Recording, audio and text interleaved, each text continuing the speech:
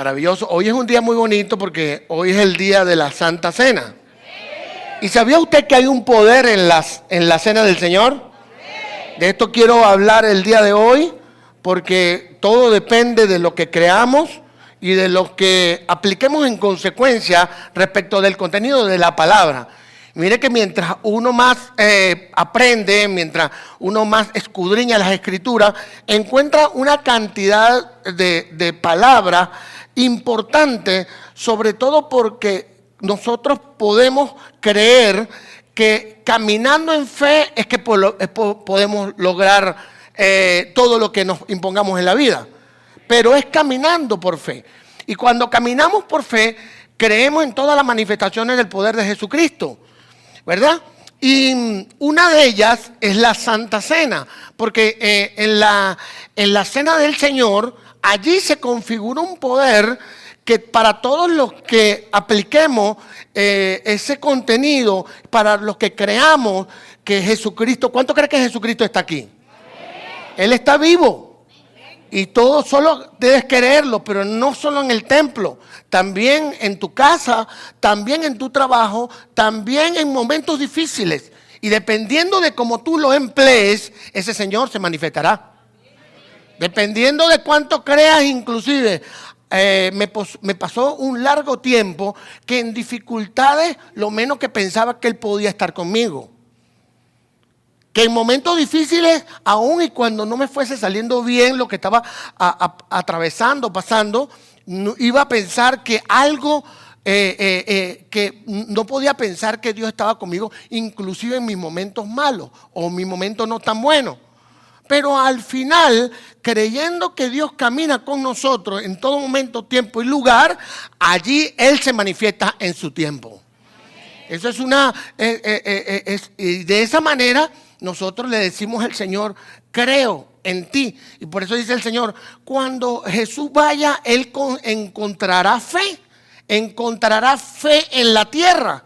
La fe la va a encontrar cuando tú creas que lo divino y sobrenatural está sobre ti. Y en el caso de la Santa Cena, quiero antes explicar un tanto de dónde viene esta fórmula, este momento tan importante. Pero más allá de eso, ¿qué es necesario tener en nuestra mente o qué es necesario hacer? Conocemos que en la Santa Cena, que es la última cena que hace Jesús, viene de las Pascuas de los judíos cuando estaban en la esclavitud. Tuvieron 400 años en esclavitud.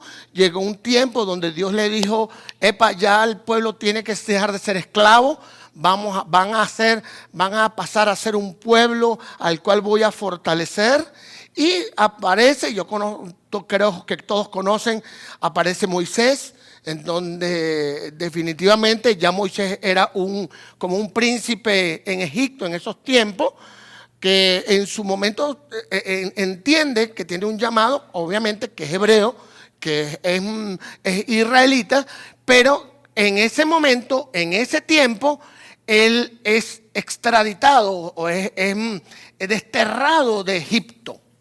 Y viene, pues después de una revelación con Dios, viene de regreso a Egipto con la misión clara de sacar al pueblo de allí. Y allí pues habla con el faraón, un faraón malo para esos tiempos, en donde le dice, mira, te vengo con instrucciones de sacar al pueblo de Israel, de aquí de Egipto. Pero Israel en ese tiempo eran los esclavos, era la servidumbre, era la esclavitud de Egipto. Egipto era en ese tiempo un imperio. Era un imperio, el imperio más grande de los tiempos. Es más considerado como el primer imperio que hay en el mundo, que se hace en el planeta. No hay país más poderoso que ese imperio, que esa nación. Y resulta que el faraón se niega. No lo ve porque lo ve secular, dice imposible, ¿quién va a ser nuestros esclavos? Y luego Dios manifiesta su gloria a través del envío de 10 plagas, ¿no? A medida que las plagas iban presentándose y mostrándose en Egipto, estas iban agravando la situación, pero le iban dando a demostrar al faraón que definitivamente debía sacar al pueblo de Israel. Pero, ¿qué pasa? La negativa del faraón hace que llegue a un extremo al final de enviarle la última plaga, que es la muerte de los primogénitos. O sea, van a morir todos los primogénitos, van a morir hasta que ustedes se den cuenta que el pueblo de Israel debe salir de Egipto. Esto trae como resultado que se le hable, que se le lleve una palabra al pueblo de Israel, donde ellos ese día deben concentrarse en sus casas, y dentro de ellas, dentro de sus casas, deberían hacer una cena de Pascua. En esa cena tenía como resultado el sacrificar un cordero, que luego lo iban a disfrutar en familia, y iban a tomar de la sangre, y de esa sangre iban a pintar en los dinteles, o en los marcos de la puerta, para que cuando el ángel de la muerte pasara por esos lugares, al ver esa sangre, ellos se desviaran, ¿verdad? Y así fue. ¿Quiénes son los que sabían que eso iba a ser así? El pueblo de Israel. Y cuando llega ese ángel, mueren todos los primogénitos de Egipto, incluyendo al hijo del faraón, al heredero. Eso trae pues una inmensa furia. Ellos allí, dentro de esa noche, hicieron una cena, compartieron, pero no podían salir. Si alguno de los israelitas hubiese salido, la muerte también los hubiese abrazado. Pero se configuró un poder. ¿Por qué de esta introducción? Porque se configura un poder en los hebreos, en los judíos, en los israelitas, de saber que a partir de ese momento ellos iban a hacer unas fiestas de Pascuas donde iban a celebrar algo similar a lo que ocurrió en ese tiempo una vez al año. Y en esas celebraciones, bueno, allí mismo ellos creían que había poder, que Dios. Por eso es que usted ve que cuando los israelitas están en los tiempos de Pascua, ellos tienen 3, 4 celebraciones muy importantes que dejan todo, absolutamente todo, así tengan pendientes, tengan cosas que hacer, ellos lo dejan a un lado, porque ellos creen que en esas fiestas, creen que en esas concentraciones, creen que esas actividades se configura un poder. Y hoy les puedo decir que Israel es uno de los países más poderosos del planeta, aun cuando no es un imperio, como es el caso de los norteamericanos, como es el caso de los británicos, de Rusia, de grandes países. Pero lo que sí tiene Israel es el imperio económico. El imperio, la finanza es algo que donde se colocan los judíos, todo se multiplica. Con esto estoy diciendo que usted va a ser rico también. Pero hay un poder. Ellos se configuran en un poder. Pero luego, cuando ellos salen a la tierra prometida, después de 40 años de peregrinación, entran en reinado. Primero viene Saúl, luego viene David, y así una serie sucesiva. Pero con los reyes venían profetas. Y en los tiempos del profeta Jeremías, ya Dios avisora que hay un cambio, que va a haber algo diferente. Y en el libro de Jeremías, capítulo 31, versículo 31, dice: vienen días en que haré un nuevo pacto con la casa de Israel y con la casa de Judá. Ese pacto es el precio que Jesucristo tenía que pagar en la cruz del Calvario. Él dice, Jeremías dice, viene un nuevo pacto. Esto no lo reconocen los judíos. Los israelitas no lo reconocen a hoy. Pero ya Dios había planificado que para la humanidad entera y para todo el que creyera, un nuevo pacto se configuraba. Allí también había poder. Había un poder que se iba a materializar. Y llega Jesús. En su tiempo Jesús llega luego de sus 3 años de peregrinación, al saber de que luego de dejar su legado, sus enseñanzas, lo que hoy conocemos como el Nuevo Testamento, Al saber de estos detalles, él también conocía que iba a pagar un precio por tus pecados, por mis pecados, por tus transgresiones, por mis transgresiones, porque hay un pecado original concebido luego de lo que sucedió con Adán y Eva. Ahora, luego en estos tiempos, cuando Jesús estaba digamos, creció en Israel, ese pueblo estaba sometido a un imperio romano. Y ese imperio era prácticamente, hacía como una especie de esclavitud en ellos, ¿verdad? No era de la misma manera, ni del mismo corte, pero sí el pueblo de Israel estaba muy sometido.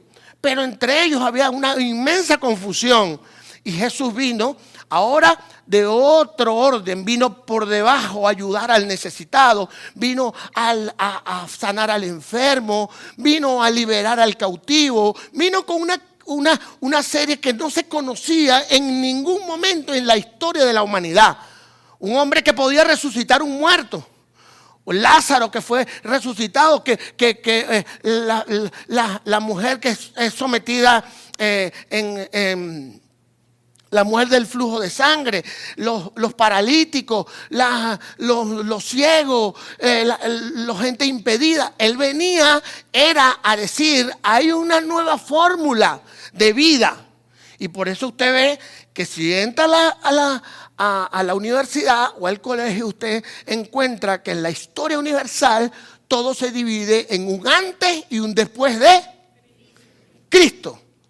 Reconózcalo o no lo reconozca, sea ateo, sea judío, sea Buda, sea hindú, sea quien sea en el planeta.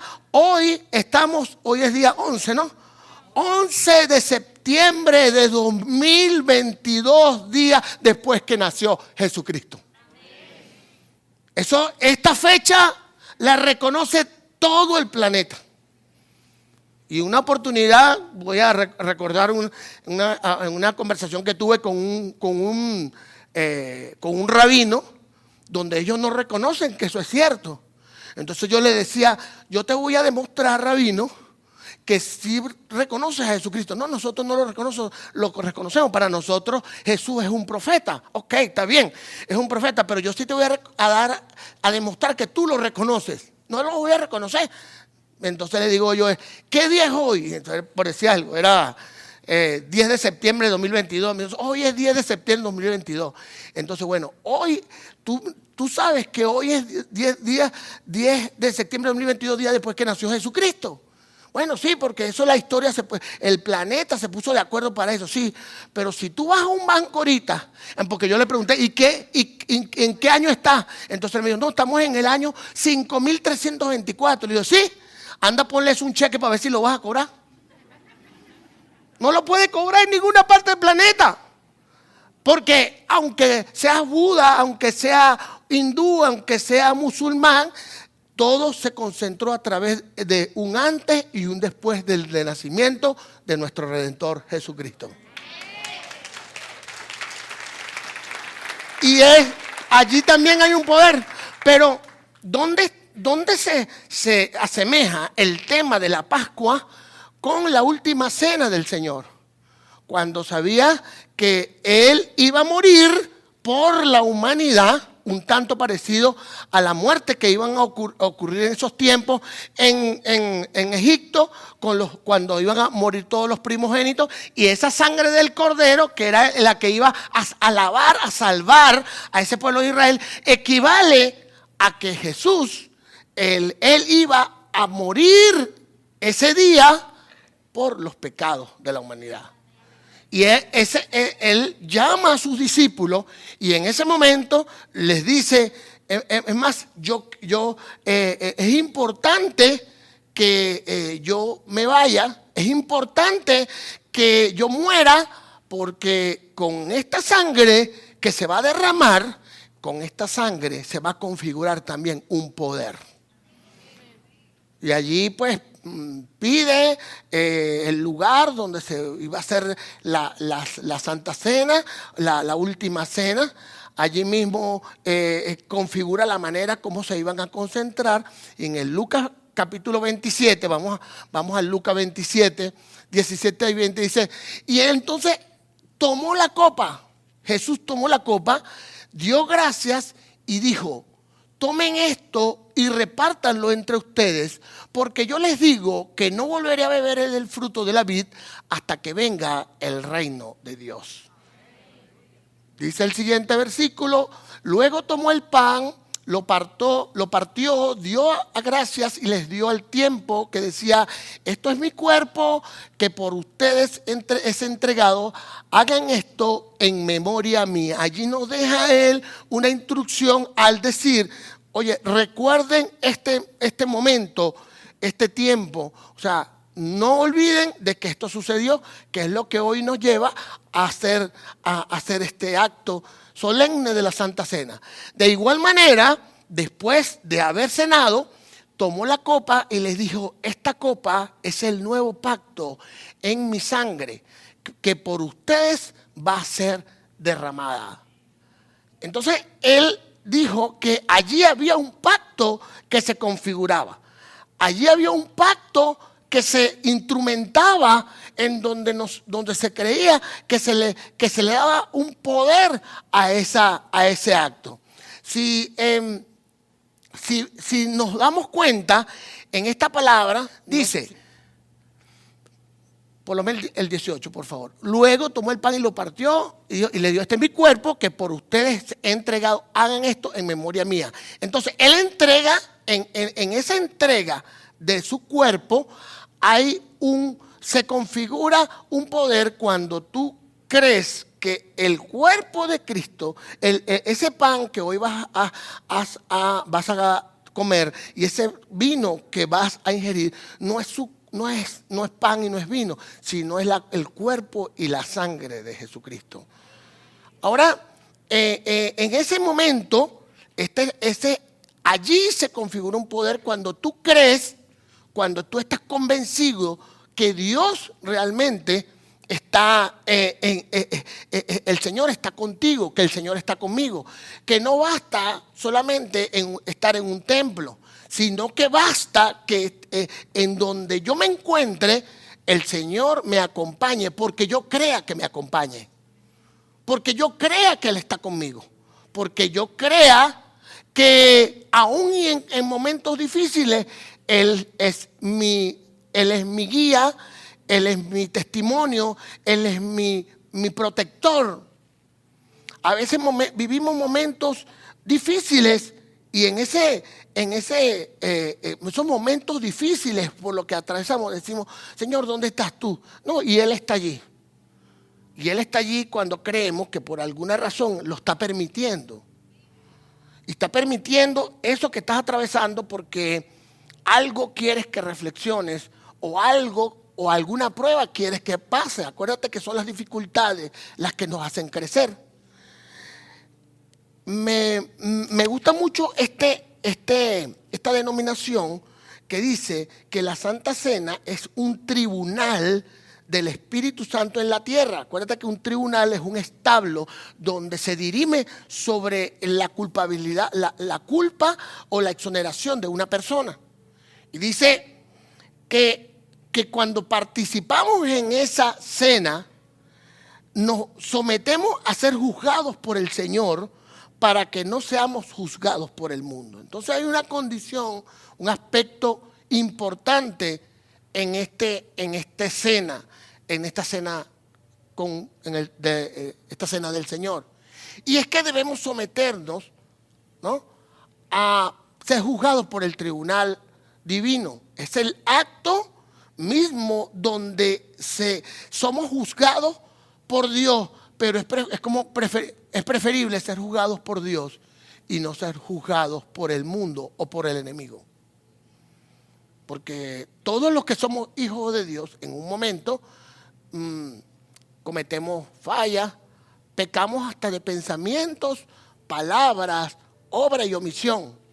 Pecamos en cualquier momento, pero en la Santa Cena es el tribunal de Dios.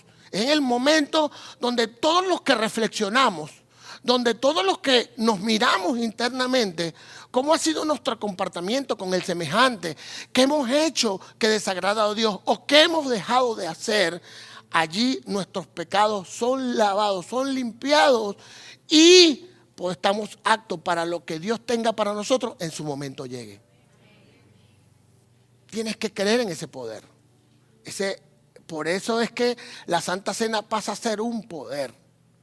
Pasa a ser un poder dependiendo de que tú creas que hoy hay un tribunal, en estos momentos hay un tribunal que no es sino una reflexión, un análisis de quién eres tú y si agrada a Dios con lo que haces, para aprovechar y pedir perdón. Para decir, perdóname Señor, no he sido orgulloso. Señor, quítame este orgullo, quítame este mal. Señor, quítame esta rabia interna que tengo. Señor, por favor, haz a un lado estos malos pensamientos. Entonces pasas a formar parte de ese tribunal que es el lugar donde puedes ser juzgado por Dios. Recuerda algo, es tu fe confrontado con lo que estás viviendo en este momento. En el tribunal no participa otra persona que no seas tú y Dios. En el tribunal no tienes que confesarle pecados a nadie. En el tribunal no tienes que decirle a nadie lo que has hecho indebidamente o lo que has dejado de hacer. Es el momento donde tú elevas tu mirada al cielo y le dices, Señor, antes de que se configure esta Santa Cena, yo quiero pedir perdón, yo quiero decir que no actué de manera correcta y que quiero ser mejor, quiero hacer tu voluntad, quiero cumplir con tu santa palabra, quiero que mi vida sea transformada. Mira, hay mucha gente, hay mucha gente que hizo hábitos del pecado, hábitos del mal, hábitos y dice, ya yo no puedo hacer nada porque es que me ofendieron tanto o me golpearon tanto o me formaron tanto de una manera que ya yo no puedo hacer nada. Y simplemente se conforma con decir, ese soy yo. Y hasta se atreve a decir, Dios me entiende. Pero Dios no entiende a nadie cuando no está dispuesto a creerle que una vez confesados nuestros pecados, una vez que nos analicemos, que una vez que nos examinemos, el Señor puede llevarse todo pecado, hacernos libres y en consecuencia nueva criatura. Pero eso depende de lo que cada uno de nosotros crea. Por eso hemos explicado desde un principio el poder que hay aquí. El poder que hay en la Santa Cena. Cada vez que usted sepa que hay Santa Cena, corre a la iglesia. Corre a la iglesia porque es el lugar donde usted puede arrepentirse. Donde usted puede decir, todos cometemos fallas, todos cometemos errores, todos cometemos pecados. Todos caemos en un momento presa del desespero, de la misma situación, en cosas indebidas. Bueno, para esto está el tribunal. Para esto está el tribunal de Dios. Para que usted con Él, solo con Él, usted le diga, Señor, perdóname. Señor, yo te pido que te lleves todo mi mal, todo mi pecado. Que me hagas nueva criatura. Y que a partir de ahora yo inicie mis actividades, inicie mis proyectos, inicie mi familia, encamine a mi familia ya libre de todo pecado. Porque hay otra cosa, el enemigo también se encarga de restregarle en la mente al Hijo de Dios que no es digno. El enemigo también se encarga de ponerle a uno el mal, el pensamiento. Y el Señor no vino a condenarnos. El Señor vino a perdonarnos para una nueva y mejor vida. ¿Y saben qué, hermano? El hombre, el líder, el pastor, el creyente se hace más verdugo que el mismo el Señor. De paso, el Señor no es verdugo. El Señor no es, el Señor dice la palabra que Él perdonó y se olvidó de nuestras iniquidades. Él perdonó lo que hicimos. Al Señor no le importa lo que hiciste. Al Señor le importa lo que estás haciendo y lo que vas a hacer.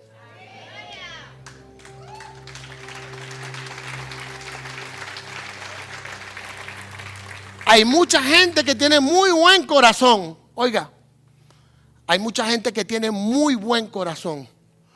Pero el enemigo se ha cargado de tenerlo en la mente que es indigno, que no puede hacer nada, que ese pasado lo tiene que llevar a cuesta. Hace un tiempo comenté una historia de un hombre que estando en un lugar allí postrado, el Señor estaba recio, serio, no quería saber nada del mundo porque él había cometido un crimen. Y en ese crimen no lo dejaba a él arrepentirse. Porque si ya había, aún y cuando había sido juzgado por las leyes y había pagado por ese crimen, él mismo no terminaba de perdonarse. Y él logramos acercarnos a él y él decía, no puedo dormir. Pasan las noches enteras y eso en la cabeza no se me pasa. Y logramos hacer que él se arrepintiera de corazón y que entendiera que el Señor se iba a llevar ese pecado, esa iniquidad, se la iba a llevar a la cruz del Calvario para que esa persona fuera libre. Se le oró, aceptó a Jesucristo, se hizo nueva criatura. Y la próxima vez que regresamos, esa persona tenía una alegría sin igual porque ya Jesucristo había hecho abandonar ese pecado de esa persona. Porque ya lo que hicimos, lo hicimos.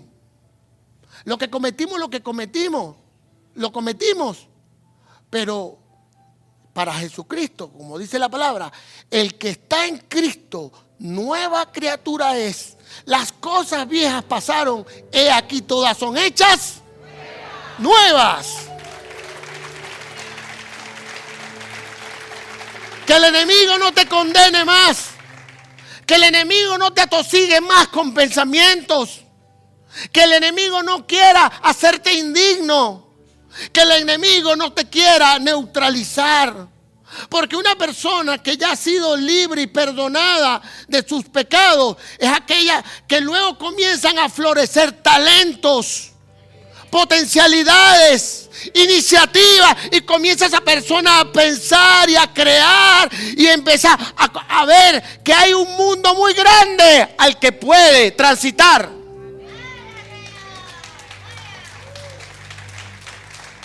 Aquí hay grandes talentos, aquí hay grandes hombres, aquí hay grandes mujeres, pero a lo mejor el enemigo con un pensamiento paraliza lo grande que Dios ha colocado en ti. Y por eso es el tribunal de la Santa Cena. Este tribunal que no tiene otra sino de hacernos, encontrarnos con Él y decirle, Señor, actué mal. ¿Qué sí tiene que tener un cristiano? Una profunda intención de reflexionar y de hacer a un lado el viejo ser. ¿Qué sí tiene que tener un cristiano? Analizar cada pensamiento, cada palabra, cada acto y decir, no vuelvo a hacer eso. Si usted era maltratador, deje de maltratar. Si usted era inicuo, deje de cometer pecado. Si usted era una persona orgullosa, deje el orgullo a un lado. Eso sí es un requisito, una condición. Y en el primer libro de Corintios, capítulo 11, versículo 27 al 29, dice así: de manera que cualquiera que comiere este pan, oiga bien, o bebiere esta copa del Señor indignamente. Yo subrayé esta palabra porque una persona que haga algo indigno es aquella o que se burla de ella o que simplemente le da un tratamiento normal. Porque usted está viendo, para una persona secular, usted está viendo un pan y un vino y lo va a tener en sus manos. Pero para un cristiano es el cuerpo de Cristo y su sangre. Eso depende de cuánto usted crea. Eso depende de lo que usted crea. Usted debe decir: yo voy a tener en mis manos la sangre de Cristo y el cuerpo de Cristo. De paso, eso está consagrado. Y esa sangre y ese cuerpo me van a hacer a mí reflexionar. Por eso yo no voy a tomar esto indignamente. Entonces dice: será culpado del cuerpo y de la sangre del Señor. Si alguna culpa sí se configura, es cuando indignamente tomamos este pan, este cuerpo y esta sangre de Cristo. Por tanto, ahora viene la condición: pruébese cada uno a sí mismo y coma así del pan y beba de la copa. Porque el que come y bebe indignamente, sin discernir el cuerpo del Señor, juicio come y bebe para sí. O sea, si vas a tomar hoy la copa ese sangre y ese cuerpo, tiene que creer que es eso. Porque si no sería indigno, y eso sí es ante el tribunal divino, es una señal de culpabilidad, según dice la palabra. Ahora, en el primer libro de Corintios 11, 30, 32, dice: por lo cual hay muchos enfermos, oiga bien, por lo cual hay muchos enfermos y debilitados entre vosotros, y muchos duermen, o sea, muchos murieron. Si pues nos examinásemos, palabra importante, a nosotros mismos, no seríamos juzgados. Nótese que no dice si nos examinásemos en presencia de algo, dice a nosotros mismos. Es un acto contrito. Pero si somos juzgados por el Señor, somos disciplinados por Él para que no seamos condenados con el mundo. Palabra santa, porque habla de examinarnos. Y en un principio dije que un cristiano debe caracterizarse por reflexionar profundamente, una profunda reflexión interna de lo que hace que pudiera desagradar a Dios o deja de hacer que pudiera desagradar a Dios. Acuérdate que nosotros pecamos por acción, acción u omisión, por pensamientos, palabras.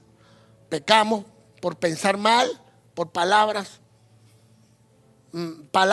negativas o malas palabras, por actos, por hacer o por dejar de hacer. Pero cuando nos examinamos, cuando nos miramos internamente, ¿cómo fue el comportamiento de nuestra semana? ¿Cómo nos comportamos con nuestra familia? ¿Qué hicimos de manera indebida o indigna? Cuando lo hacemos, nos sometemos al tribunal del Señor y dice que cuando somos juzgados por Él, somos disciplinados por Él. Y hoy te digo, yo prefiero una disciplina del Señor que una disciplina del enemigo o del mundo. Es preferible que te corrija tu padre que te corrija a otra persona, porque si tu padre te corrige con deseo de que tú seas mejor. Pero si te corrige otro, lo hace es para vengarse o para hacerte daño. Tenemos que tomar la cualidad y la característica de mirarnos en dónde fallamos. A mí me preocupa mucho cuando hay personas que no ven dónde caen. Cuando usted vea que no tiene nada que arrepentirse, cuando usted vea que usted no tiene nada que cambiar, preocúpese porque está dando a entender que, o sea, se está dando a entender que no hay posibilidades de cambio.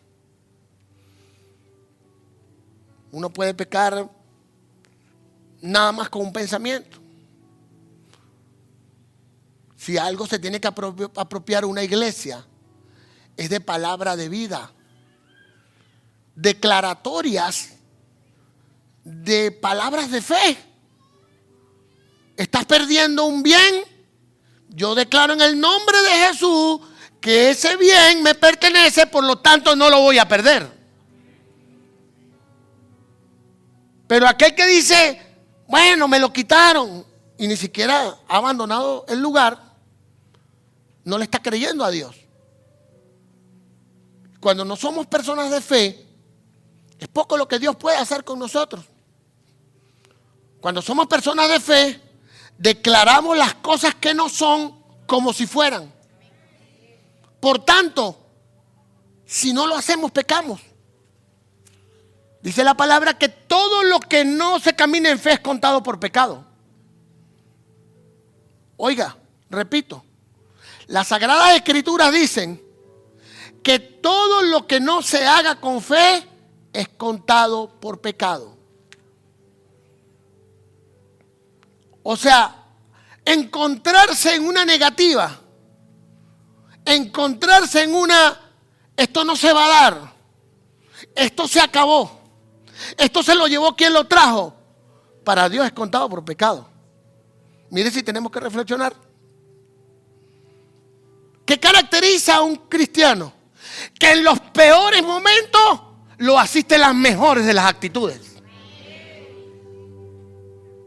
Pero ¿sabes qué? ¿De qué trata esto? No solamente de que se va a lograr lo que estás creyendo, sino que le sacas una sonrisa a Dios. Y dice, wow, este es un varón. Este hijo mío, aun cuando lo que está viviendo, cree que puede haber en él una intervención divina. Por eso es que tenemos que apropiarnos de las palabras correctas. No permita que la gente venga a meterte palabras negativas. Ahí estás pecando. Amén. Si hay problemas de orgullo, de maledicencia, de mezquindad, de falta de perdón. Amén de los males que tiene el mundo. Mire si tenemos que someternos al tribunal de Dios. Mire si tenemos que someternos a Él. Mire si tenemos que decirle, Señor, yo te pido perdón. Para que luego cuando ingieras o tomes del cuerpo y de la sangre de Jesucristo, tú comiences este primer día de la semana como nueva criatura en un emprendimiento sin precedente. Pero eso depende de tu fe. Eso depende de lo que tú creas. Entonces dice, no repito, el versículo 32 dice, pero si somos juzgados por el Señor, somos disciplinados por Él. Si cometemos los fallos, vamos a ser disciplinados por Él. Porque de todas maneras, yo prefiero una disciplina, una corrección para hacer algo luego diferente, que permanecer en el mismo lugar, para que no seamos condenados por el mundo. Oigan, hermanos, usted tiene el momento de creer que hay un poder en el día de hoy. Si solo sí se prueba a sí mismo, si solo sí se examina y si solo sí cree que este es el cuerpo y la sangre de Cristo. Eso depende de cómo está su fe. Más de uno podrá decir, bueno, esto es vino. Yo he bebido bastante vino de este. Y esto es pan, ¿cómo pan? O usted puede aprovechar este momento, esta ceremonia, y decir, hoy me voy con tu cuerpo y con tu sangre en mi cuerpo, Jesucristo.